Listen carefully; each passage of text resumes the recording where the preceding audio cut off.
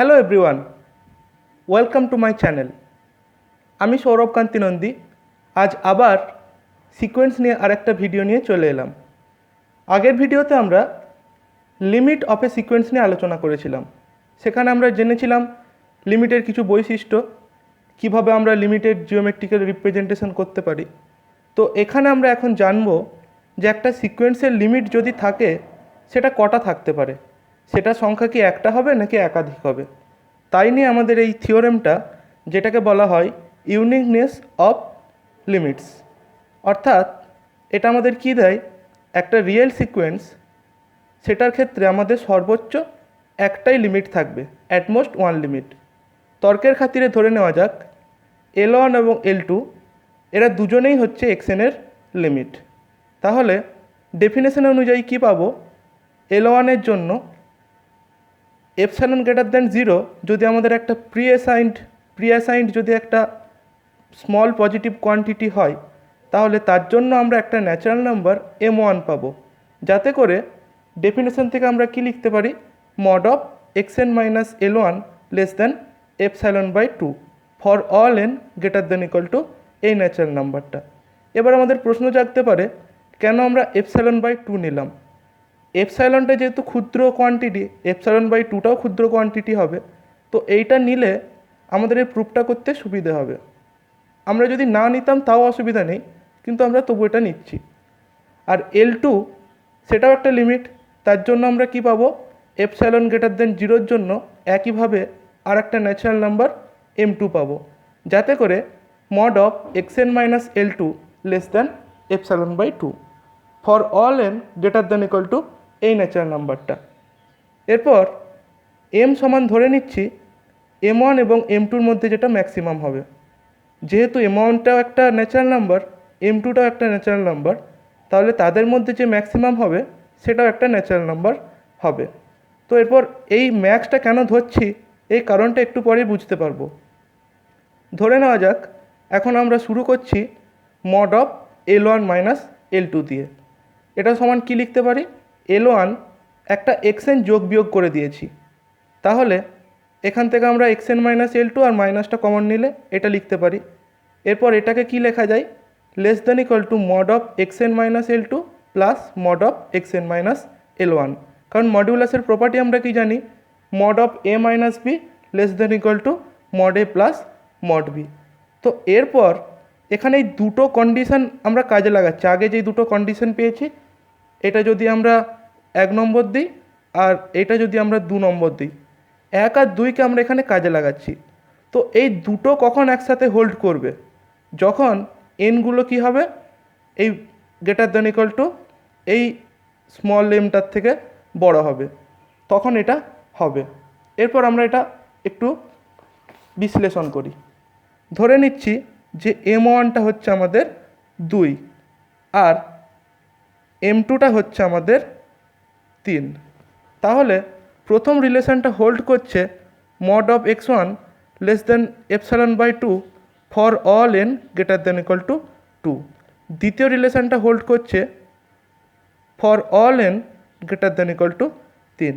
তাহলে এই দুটো একসাথে কখন হোল্ড করবে, যদি আমরা বলি যে for all n greater than equal to 3, এই জিনিসটা যদি আমরা ধরি, তাহলে তার মধ্যে এটা অটোমেটিক্যালি চলে আসছে। কারণ 3-এর থেকে যদি বড় হয় কোনো সংখ্যা, সেটা অবভিয়াসলি 2-এর থেকে বড় হবে। সেই কারণে আমরা এই ম্যাক্সটা নিচ্ছি, যাতে আমরা দুটো কন্ডিশনকে একসাথে কাজে লাগাতে পারি। তাহলেই আমাদের কি হয়ে গেল, এই জিনিসটা লেস দ্যান এপসাইলন হয়ে গেল। এরপর যেহেতু এটা মড আছে, মডের ভ্যালু সবসময় কি হয়, গ্রেটার দ্যান ইকুয়াল টু 0 হয়, তাই আমরা এটা লিখেছি। এরপর এপসাইলন গ্রেটার দ্যান 0 কি, এটা একটা আরবিটারি নাম্বার, তাহলে এটা আমরা নিজের ইচ্ছা মতো যা খুশি চুজ করতে পারি। আমরা এখন যদি এপসাইলন ইকুয়াল টু 0 নিয়ে নিই, তাহলে কি হয়ে যাবে, L1 মাইনাস L2টা 0 হবে। আর একটা লজিক এটার, যে এই ভ্যালুটা গ্রেটার দ্যান ইকুয়াল টু 0 আর এইটা এপসাইলনটা গ্রেটার দ্যান 0, তাহলে একটাই কন্ডিশন পড়ে থাকছে যে L1 minus L2 equal to 0। তাহলে এখান থেকে কি হয়ে গেল, L1 ইকুয়াল টু L2। সুতরাং একটা সিকোয়েন্সের লিমিট কি হয়ে গেল, ইউনিক। এটা আমাদের প্রমাণ হয়ে গেল। এরপর আমরা আসছি একটা সিকোয়েন্স কখন কনভার্জেন্ট বলা হবে। না একটা সিকোয়েন্স এক্সএন এটাকে কনভার্জেন্ট বলা হবে যদি এর ক্ষেত্রে আমরা একটা ফাইনাইট রিয়েল নাম্বার এল তার লিমিট হিসাবে পাই, তখন আমরা বলবো যে এক্সএনটা কনভার্জ করছে এল এর দিকে। অর্থাৎ আমরা এক্সএনকে কনভার্জেন্ট তখনই বলবো যদি limit n tending to x n করে আমরা একটা এল এর মান, একটা ভ্যালু এল পাই, যেই এলটা হবে ফাইনাইট অ্যান্ড অলসো ইউনিক, এই দুটো একসাথে হতে হবে। তখন আমরা এই এলটাকে বলবো ওই এক্সএনের একটা লিমিট, এবং তখন বলবো এক্সএনটা কনভার্জ করছে এল এর দিকে। আর একটা জিনিস আমাদেরকে খেয়াল রাখতে হবে, এলটা যদি এক্সএনের লিমিট হয় তাহলে সেটা এক্সএনের ক্ষেত্রে অবশ্যই একটা লিমিট পয়েন্ট হবে। লিমিট পয়েন্টের ডেফিনেশন আমরা যখন রিয়েল নাম্বার সিস্টেম পড়ব তখন জানতে পারবো। এখন আপাতত আমরা এইটা পয়েন্ট হিসাবে মনে রাখি যে এলটা লিমিট হলে সেটা অবশ্যই এক্সএনের ক্ষেত্রে একটা লিমিট পয়েন্ট হবে। এরপর আমরা এই এক্সএনটা যদি এলে কনভার্জ করে তাহলে কি বলতে পারি সংজ্ঞা থেকে, একটা এপসাইলন গ্রেটার দেন জিরোর জন্য একটা ন্যাচারাল নাম্বার n0 পাবো যাতে করে এই কন্ডিশনটা আমাদের হোল্ড করে। এটা আমরা লিমিটের ক্ষেত্রেই জেনেছিলাম। তো লিমিট আর কনভার্জেন্সের মধ্যে পার্থক্য কোথায়? লিমিটের ক্ষেত্রে এরকম ইউনিকনেস ব্যাপারটা বলা ছিল না, এক্সএনটা যেখানেই কনভার্জ এক্সএনটার ক্ষেত্রে আমরা যেটাকেই পাবো এল সেটাই হয়ে যায় তার লিমিট, কিন্তু লিমিট হলেই সবসময় সেটা আমরা কনভার্জেন্ট বলতে পারবো না, মানে সেটা ইউনিক নাও হতে পারে এল এর মানগুলো। সেই জন্য এটাই হচ্ছে আমাদের বেসিক ডিফারেন্স। এরপর আমরা একটা সিকোয়েন্সকে কখন নন কনভার্জেন্ট বলবো, যদি সিকোয়েন্সের ক্ষেত্রে আমরা কোনো ফাইনাইট লিমিট না পাই, অর্থাৎ যদি ভ্যালুটা ইনফাইনাইট হয়ে যায় বা মাইনাস ইনফাইনাইট হয়ে যায়, বা যদি আমাদের ইউনিক না হয়, তখন আমরা বলবো নন কনভার্জেন্ট। তাহলে একটা নন কনভার্জেন্ট সিকোয়েন্স কী হতে পারে? সেটা হয় প্লাস ইনফিনিটির দিকে ডাইভার্জ করবে বা মাইনাস ইনফিনিটির দিকে ডাইভার্জ করবে। ডাইভার্জ করা মানে কি? কনভার্জ করা মানে হচ্ছে একটা নির্দিষ্ট জায়গায় গিয়ে শেষ হয়ে যাবে, কিন্তু ডাইভার্জ করা মানে সেটার থেকে দূরে সরে যাবে। যদি এলটা লিমিট হয়, কনভার্জ করছে মানে ক্রমশ এলের দিকে অগ্রসর হচ্ছে, আর যদি ডাইভার্জ করে ক্রমশ এল থেকে দূরে সরে যাবে। তো এইটাই হচ্ছে কনভার্জেন্ট এবং ডাইভার্জেন্টের মধ্যে পার্থক্য। আর কি হতে পারে? সিকোয়েন্সটা অসিলেট করতে পারে। অসিলেট করা মানে কি? দোদুল্যমান, অর্থাৎ তার যে ভ্যালুগুলো হবে সেটা দুটো ভ্যালুর মধ্যে যদি ক্রমশ ঘোরাফেরা খায়, মানে এখানে একবার আসতে পারে ভ্যালুটা, একবার এটা হলো একবার এটা হলো, যা ভ্যালু হবে সব এখানের মধ্যেই যদি থাকে, তখন সেটা অসিলেটারি সিকোয়েন্স হয়ে যায়। তাহলে অসিলেটারি সিকোয়েন্স কীরকম সিকোয়েন্স? যেটা কিনা কনভার্জেন্ট হবে না এবং ডাইভার্জেন্টও হবে না। ডাইভার্জেন্ট হলে কী হয়? হয় প্লাস ইনফিনিটির দিকে যাবে, নয় মাইনাস ইনফিনিটির দিকে যাবে। ডাইভার্জেন্ট হচ্ছে না মানে এদের মধ্যে কারোর দিকে যদি সে ডাইভার্জ না করে। তো এক্সাম্পল নেওয়া যাক। প্রথম এক্সাম্পল আসছি 1/n এই সিকোয়েন্সের ক্ষেত্রে। এই সিকোয়েন্সের একটা লিমিট হচ্ছে 0, তাহলে আমরা কি বলতে পারি?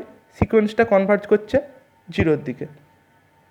এই সিকোয়েন্স n যে সিকোয়েন্সটা আছে সেটা ডাইভার্জ করে প্লাস ইনফিনিটির দিকে। -n² এই যে সিকোয়েন্সটা আছে এটা মাইনাস ইনফিনিটির দিকে ডাইভার্জ করে। আর -1n এই যে সিকোয়েন্সটা আছে এটা কোথায় অসিলেট করে? -1 থেকে +1 মধ্যে ঘোরাফেরা করে। আর -1n * n এটা অসিলেটস ইনফাইনাইটলি বিটুইন, অর্থাৎ -ইনফিনিটি থেকে +ইনফিনিটির মধ্যে অসিলেট করে। যেহেতু এই ভ্যালুগুলো ইনফাইনাইট তার জন্য আমরা কি বলছি? Oscillate infinitely.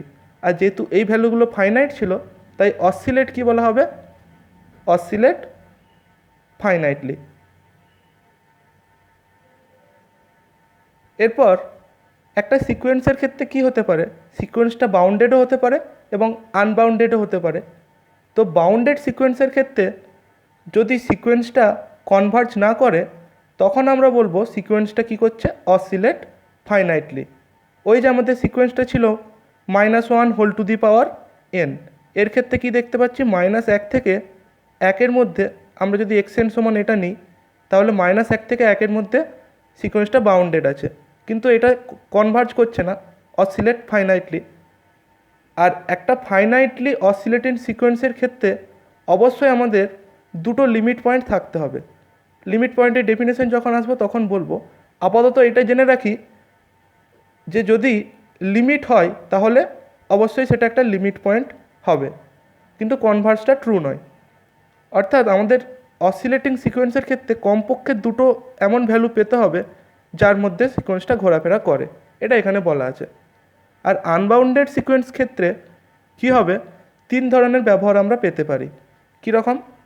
প্রথমটা হচ্ছে ডাইভারজেন্স টু প্লাস ইনফিনিটি।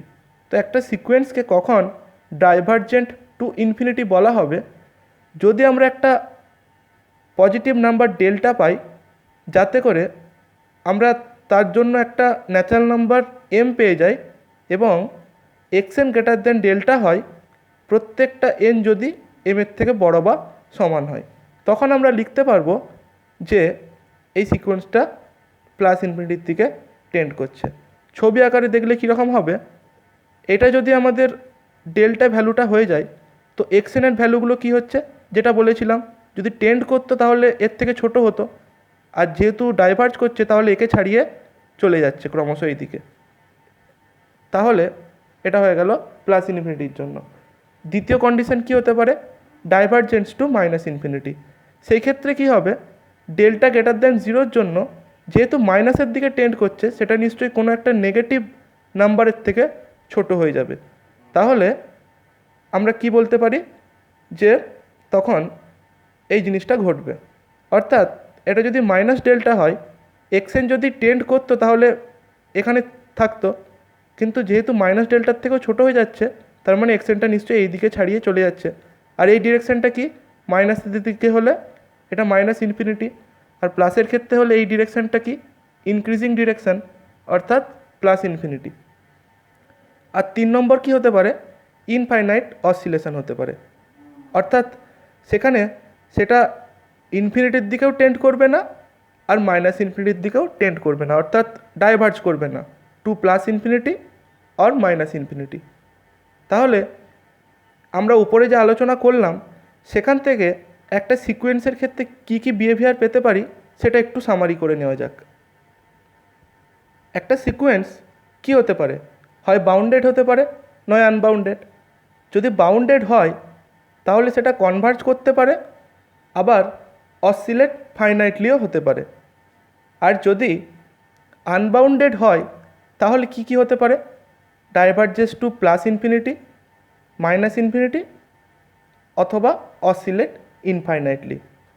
এই বাউন্ডেড হলে কনভার্জ কখন হবে সেটা নিয়ে আমাদের একটা থিওরেম আছে, সেই থিওরেমটা আমরা পরের ভিডিওতে আলোচনা করব। এরপর আসছি নাল সিকোয়েন্স কাকে বলে। না, একটা সিকোয়েন্স এক্সএন সেটা যদি 0-র দিকে 0-তে কনভার্জ করে তাহলে আমরা কি বলবো, যে সিকোয়েন্সটাকে বলা হচ্ছে একটা নাল সিকোয়েন্স। উদাহরণ হিসেবে আমরা নিতে পারি হারমোনিক সিকোয়েন্স, যেটা ছিল আমাদের 1/n। এই সিকোয়েন্সটা হচ্ছে আমাদের নাল সিকোয়েন্স। এরপর আমরা একটা রিমার্কে আসি। এই যে আমরা লিমিটের ডেফিনেশনটা জেনেছি, এইটা কিন্তু আমরা যে লিমিট আমাদের বলা থাকছে যে এক্সএন টেন্ডিং টু এক্স, আমরা সেটা ভেরিফাই করার জন্য যে এক্সটা কি আদতেও এক্সএনের লিমিট হচ্ছে, সেই জন্য এই লিমিটের ডেফিনেশনটা ব্যবহার করে থাকি। কিন্তু এইটা দিয়ে আমরা কখনোই এক্সের ভ্যালু কি হতে পারে সেটা ডাইরেক্টলি আমরা বের করতে পারবো না। তো যখন আমাদের ক্ষেত্রে প্রমাণ করতে বলবে কোনো একটা সিকোয়েন্স কনভার্জ করছে এই দিকে বা তার লিমিট এইটা, তখন আমরা ডেফিনেশন কাজে লাগাবো, যে ডেফিনেশনটা জেনেছি। অর্থাৎ একটা এপসাইলনের জন্য আমাদেরকে কি করতে হবে, যে এরকম একটা কে খুঁজে বের করতে হবে, ন্যাচারাল নাম্বার কে, যেটা কিনা এপসাইলনের উপর ডিপেন্ড করে, দিয়ে আমাদের ডেফিনেশন দিয়ে সেই জিনিসটাকে প্রুভ করতে হবে। তাহলে প্রথম উদাহরণে আসা যাক। এই যে হারমোনিক সিকোয়েন্সটা 0-র দিকে টেন্ড করছে, আমরা বলে দিচ্ছি, আমরা কিন্তু বের করছি না এখানে, এটা 0-র দিকে টেন্ড করছে কি না আমরা সেটা চেক করব। তো ডেফিনেশন অনুযায়ী কি, যদি 0-তে টেন্ড করে তাহলে একটা এপসাইলন গ্রেটার দেন 0-র জন্য আমাদেরকে একটা কি পেতে হবে, ন্যাচারাল নাম্বার কে পেতে হবে। তো আমরা এখন সেই কেটাকেই ফাইন্ড আউট করার চেষ্টা করছি। তো যদি এটা লেস দেন এপসাইলন হয় mod of x N minus L, এলটা হচ্ছে লিমিট 0, তাহলে এটা হলে কত হচ্ছে 1/n। সেটা যদি লেস দেন এপসাইলন হয়, কখন হবে এখান থেকে কি বলতে পারি, 1/n লেস দেন এপসাইলন, তার মানে n গ্রেটার দেন 1/এপসাইলন। তো যদি সেটা হয় তাহলে আমরা কে এর ভ্যালু কী নিচ্ছি, এই 1/এপসাইলন পেলাম, তার বক্স ফাংশন আমরা জানি গ্রেটেস্ট ইন্টিজার ফাংশন, সেটার সাথে +1 করছি। কেন করছি, বাই চান্স কোনো কারণে যদি 1/এপসাইলনের মানটা 0 হয়ে যায়, তাহলে আমাদের কে এর ভ্যালুটা কত হয়ে যাবে 0, কিন্তু কেটাকে কী হতে হবে, একটা ন্যাচারাল নাম্বার, তো সেটা যাতে বজায় থাকে তার জন্য আমরা +1 দিয়ে রাখছি। আমাদেরকে সবসময় খেয়াল রাখতে হবে কেটা কিন্তু একটা ফাংশন অফ এপসাইলন হবে, অর্থাৎ কেটাকে সবসময় আমরা এমনভাবে বের করব যাতে করে এই কন্ডিশনটা হোল্ড করে। তাহলে আমরা কি বলতে পারি, এই কে এর জন্য যদি এনগুলো এই কে এর থেকে বড় হয়, তাহলে 1/nটা কী হয়ে যাচ্ছে, এপসাইলনের থেকে ছোট হয়ে যাচ্ছে। তাহলে এখান থেকে আমরা ডেফিনেশন অনুযায়ী কি বলতে পারি, 1/nটা টেন্ড করছে 0-র দিকে। এরপর আমরা দেখছি যে constant sequence xn equal to 2, এটা 2তে কনভার্জ করছে। কি করব, আমরা একটা এপসাইলন গ্রেটার দেন 0 নিচ্ছি, তাহলে কি হতে হবে, মড অফ xn মাইনাস 2টাকে লেস দেন এপসাইলন হতে হবে। তো এইটা কিন্তু অবভিয়াসলি হয়ে যাচ্ছে যদি আমরা কে এর ভ্যালুটা নিই 1, কারণ কে এর মান 1 বা 1-এর থেকে বড় হলেই কি হয়ে যাচ্ছে, আমাদের এই x1 মাইনাস 2, x2 মাইনাস 2 এরকম করে করে যেই ভ্যালুগুলো পাচ্ছি সেগুলো প্রত্যেকটাই কিন্তু এপসাইলনের থেকে ছোট হয়ে যাচ্ছে। সেই কারণে আমরা ডেফিনেশন অনুযায়ী কী বলতে পারি, এইটা হচ্ছে এর ভ্যালুটা 2। এখান থেকে আমরা কি করলারি বলতে পারি, যে একটা কনস্ট্যান্ট সিকোয়েন্স কিন্তু অলওয়েজ কনভার্জেন্ট হবে। এরপর আমরা +∞ ডাইভার্জ করছে তার একটা এক্সাম্পল দেখি। দেখাতে হবে 3n ডাইভার্জ করছে +∞তে। কী করে করব, আমরা ধরে নিচ্ছি একটা ডেল্টা গ্রেটার দেন 0 পাবো, তাহলে xnকে কী হতে হবে, ডেল্টার থেকে বড় হতে হবে। যখন আমরা একটা ন্যাচারাল নাম্বার কে খুঁজে পাবো, তো আমরা কি করছি, এর জন্য এখান থেকে n এর মান এটা বের করে নিয়েছি, n গ্রেটার দেন এটা হয়ে যাচ্ছে, তো আমরা কে চুজ করছি এই বক্স অফ এইটা +1। এই বক্সটা করার যুক্তিটা আগেই বললাম, এটা যদি কোনো কারণে 0 হয়ে যায়, তো এখন আমরা এটা কে হিসাবে ট্রিট করতে পারি। তো n এর মান যদি এর থেকে বড় হয়ে যায়, তাহলে কি হবে, xn এর মানটা গ্রেটার দেন ডেল্টা হয়ে যাচ্ছে। আমাদের তাহলে ওই ডেফিনেশনটা কিন্তু স্যাটিসফাইড হয়ে গেল, সেখান থেকে আমরা এটা বলে দিতে পারি। একইভাবে যদি আমাদেরকে প্রমাণ করতে বলে -e⁻n এটা ডাইভার্জ করছে -∞তে, আমরা কি করব, ডেল্টা গ্রেটার দেন 0 ধরে নেব একটা, তাহলে xn সমান যদি এটা ধরি কি লিখতে পারবো, তাহলে আমরা এটা লিখতে পারবো xn লেস দেন -ডেল্টা যদি হয়, তখন এখান থেকে n এর মান এটা চলে আসছে। একইভাবে কে এর মানটা আমরা এরকমভাবে চুজ করছি, তাহলে আমরা একটা ন্যাচারাল নাম্বার কে পেলাম, যার জন্য আমাদের এই কন্ডিশনটা কিন্তু স্যাটিসফাইড হয়ে গেল। তাহলে কি বলতে পারি, আমাদের এটা হয়ে যাচ্ছে। এরপর পরবর্তী যেই থিওরেমটা দেখব, সেটা একটা কনভার্জেন্ট সিকোয়েন্সের ক্ষেত্রে কি হয় সেটা আমরা দেখছি। এটা কি বলছে না, একটা কনভার্জেন্ট সিকোয়েন্স অলওয়েজ বাউন্ডেড হয়, এর কনভার্সটা কিন্তু ট্রু নয়, অর্থাৎ বাউন্ডেড হলেই যে কনভার্জেন্ট হবে তার কোনো মানে নেই। সেটা আমরা একটু পরে দেখছি। আপাতত দেখি যে এটা কীভাবে প্রুভ করব। ধরে নিচ্ছি xn একটা কনভার্জেন্ট সিকোয়েন্স, যদি কনভার্জেন্ট হয় তার নিশ্চয়ই একটা ফাইনাইট লিমিট থাকবে, সেই লিমিটটা ধরে নিচ্ছি l।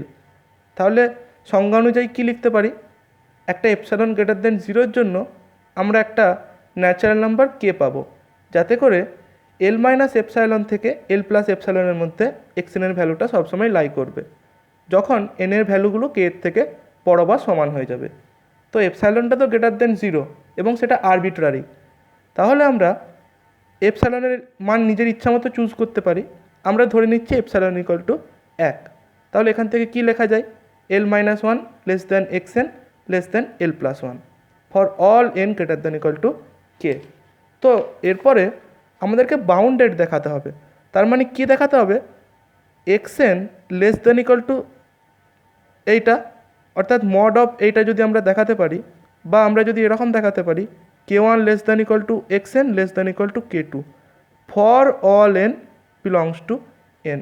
প্রত্যেকটা n বিলংস টু n এর জন্য, অর্থাৎ সিকোয়েন্সের প্রত্যেকটা মেম্বারের জন্য যদি এই ঘটনাটা ঘটে তখনই আমরা বাউন্ডেড বলতে পারবো। কিন্তু এইখান থেকে আমরা কি দেখতে পাচ্ছি যে যেই ভ্যালুগুলো n এর যেই ভ্যালুগুলো k এর থেকে বড় বা সমান, সেই ভ্যালুগুলোর জন্য আমাদের কি হচ্ছে যে l-1 এর থেকে l+1 এর মধ্যে সমস্ত xnগুলো চলে যাচ্ছে। কিন্তু আমাদের বক্তব্য যে এটা তো গেল k এর থেকে বড়োর জন্য, সেটা তো এই পার্টটা কভার হলো, কিন্তু k এর থেকে ছোট যারা আছে তাদের জন্য কি হবে? তো k এর থেকে ছোট যারা আছে তারা কে কে আছে? k-1। এরকম করে করে আমরা যদি পিছিয়ে পিছিয়ে যাই, সিকোয়েন্সটা কোত্থেকে স্টার্ট করেছিল 1 থেকে, তাহলে 1 থেকে k-1 পর্যন্ত যেই ভ্যালুগুলো আছে সিকোয়েন্সে x1 x2 করে করে xk-1 পর্যন্ত আমরা তাদের বিহেভিয়ার নিয়ে আলোচনা করছি। তো এইখান থেকে দেখতে পাচ্ছি যে l+1টা এর একটা আপার বাউন্ড হয়ে যাচ্ছে। তাহলে আমরা যদি ক্যাপিটাল B সমান x1 থেকে xk-1 পর্যন্ত যারা পড়েছিল এবং l+1 এটা আপার বাউন্ড হচ্ছে, তো এদের মধ্যে যেটা বড় হবে সেটা কি হয়ে যাবে? xn এর একটা আপার বাউন্ড হয়ে যাবে। আর এদের মধ্যে এখানে দেখতে পাচ্ছি l-1টা এর একটা লোয়ার বাউন্ড হচ্ছে, তাহলে এইটাকে ইনক্লুড করছি তার সাথে। আমরা যেহেতু জানি না যে এদের মধ্যে কে বড় বা ছোট হবে, সেই কারণে আমরা এখানে তো সব ভ্যালুগুলোকে নিয়েছি আর এখানেতেও এদেরকে নিয়েছি। তো এদের মধ্যে যে মিনিমাম হবে সেটা কি হয়ে যাবে? এর একটা লোয়ার বাউন্ড হয়ে যাবে, তো সেটা আমরা ধরছি স্মল বি। তাহলে আমরা কি বলতে পারি যে small B less than equal to xn less than equal to capital B for all n belongs to n। কারণ এখানে সবটা কভার হয়ে যাচ্ছে। এই l+1টা কার জন্য হচ্ছে? n greater than equal two k এর জন্য। আর এই বাকি জায়গাগুলো কি হচ্ছে? n লেস দ্যান k এর জন্য। তার মানে কি হয়ে যাচ্ছে? 1 থেকে শুরু করে সবটাই হয়ে যাচ্ছে। তাহলেই আমাদের সিকোয়েন্সটা কি হয়ে গেল? Bounded sequence. এরপর আমরা এই কনভার্সটার জন্য কি করছি? আমরা কনসিডার করছি যে -1 এই সিকোয়েন্সটা, এটা কি বাউন্ডেড? অবভিয়াসলি, কারণ -1 থেকে 1 মধ্যে ঘোরাফেরা করে, তার মানে -1 থেকে 1 মধ্যে সিকোয়েন্সটাকে বাঁধা আছে। তাহলে for all n belongs to n এর জন্য।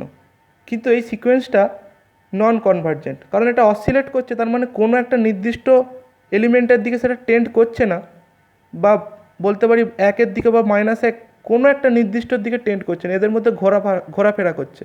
তো সিকোয়েন্সটা এই কারণেই নন কনভার্জেন্ট হয়ে যাচ্ছে। তো আমরা এটা বললাম, এটা প্রমাণটা আমরা কী করে করবো যে এটা সত্যিই নন কনভার্জেন্ট হচ্ছে? ধরে নেওয়া যাক তর্কের খাতিরে xn ইকুয়াল টু -1 এই সিকোয়েন্সটা l এর দিকে টেন্ড করছে, যেখানে lটা হচ্ছে একটা ফাইনাইট কোয়ান্টিটি। তাহলে এপসাইলন ইকুয়াল টু আমরা যদি হাফ চুজ করি, তার জন্য একটা ন্যাচারাল নাম্বার কে অবভিয়াসলি পাবো যাতে করে এই ঘটনাটা ঘটে। তো এখন -1 আছে, এটা সমান 1 হবে যদি nটা ইভেন হয়, -1 হবে যদি nটা অড হয়। তার মানে n বিলংস টু n তো হচ্ছে, সেটাকে আমরা দুটো ক্যাটাগরিতে ভাগ করে দিচ্ছি, একটা হচ্ছে ইভেন আর একটা হচ্ছে অড। তাহলে যখন nটা ইভেন হচ্ছে, এই ভ্যালুটা কত হয়ে যাচ্ছে? 1। তাহলে 1 - l লেস দ্যান এপসাইলনের ভ্যালুটা বসাচ্ছি, হাফ চলে আসছে, এটাকে ভাঙলেই কত আসছে? Half less than l less than 3/2। যদি তাই হতো তার মানে নিশ্চয়ই এখানে থাকতে হবে আমাদের হিসেব মতো। কিন্তু যদি nটা অড হয় তখন এই ভ্যালুটা কত হয়ে যাচ্ছে? -1। তাহলে এখান থেকে ক্যালকুলেশন করলে আমরা পাচ্ছি -3/2 থেকে -1/2 মধ্যে। আমরা ধরেছিলাম এলটা হচ্ছে ফাইনাইট, তাহলে ফাইনাইট হলে নিশ্চয়ই কোনো একটা হতো, দুটো ভ্যালু হতে পারে না। ফাইনাইট ভ্যালু মানে একটাই নির্দিষ্ট ভ্যালু থাকতে হবে, কিন্তু 1 আর 2 থেকে কি দেখতে পাচ্ছি? এলের ভ্যালুটা আলাদা আলাদা হয়ে যাচ্ছে। তাহলে আমাদের ধরাটা ভুল ছিল, তাহলে সিকোয়েন্সটা কী হয়ে যাচ্ছে? নন কনভার্জেন্ট। এর পরবর্তী যেই থিওরেমের কথা আমরা বলবো সেটা কি বলছে? একটা সিকোয়েন্স এক্সএন যদি এলে টেন্ড করে, আমরা যদি সিকোয়েন্সের ভ্যালুগুলোর মডিউলাস নিয়ে নিই, মড অফ এক্সএন করে দিই, তাহলে সেটা টেন্ড করবে কোথায়? মড অফ এলেতে। তো আমরা এক্সএনটা যেহেতু এলে টেন্ড করছে, তাহলে কি পাবো?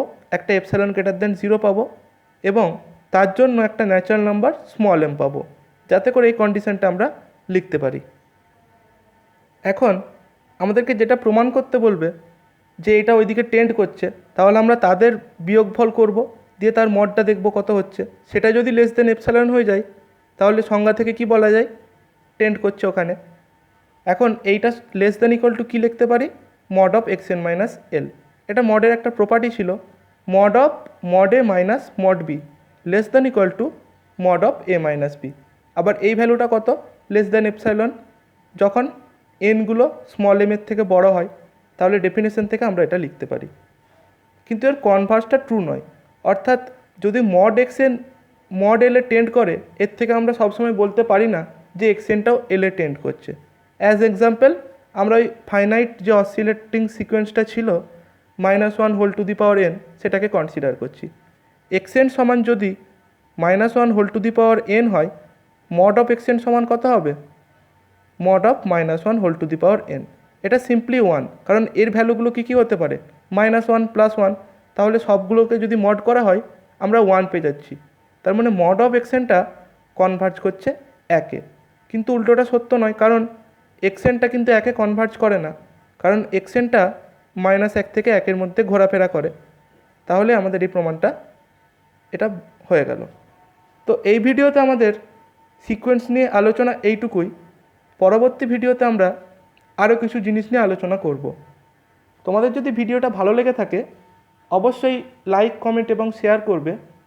যদি আমার ভিডিওটা কেউ নতুন দেখছো, আমার চ্যানেলটাকে অবশ্যই সাবস্ক্রাইব করে দিও এবং বেল আইকন প্রেস করে দিও, যাতে করে তোমাদের কাছে নতুন ভিডিওগুলো সহজেই পৌঁছে যায়। Thanks for watching.